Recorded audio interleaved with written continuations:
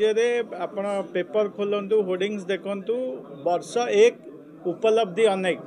एवं कथा दे कथा रखिले मोहन सरकार ए दीटा उपरे करी वर्ष एक तो सरीची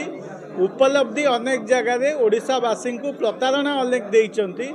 एवं जो कथा दे कथा रखिबा कथा कहले आगुरु जो मिछ कहूथिले जो भुआ बुलाउथिले ओडिशावासी को आज डबल इंजिन सरकार ताकू द्विगुणित करिसंती जहाँ प्रतिश्रुति देइथिले से कार्यक्रम को ओडिशावासी को जहाँ मिछ कही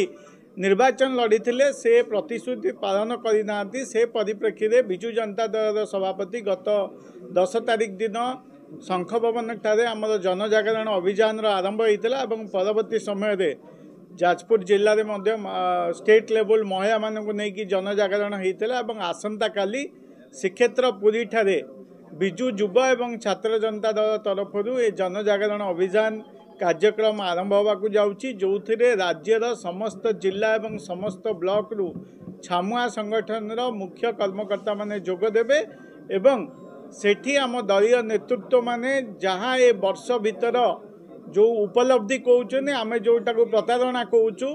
जे कथा अधिक बा कथा प्रबल काम दुर्बल से उपरे जनजागरण कार्यक्रम आसंता काली पुरी ठारे अनुष्ठित होगा जाऊँगी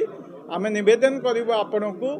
ए विषय रे आपणक जरिया ओडिशावासी सत्य कौन से माने जानतु। धन्यवाद।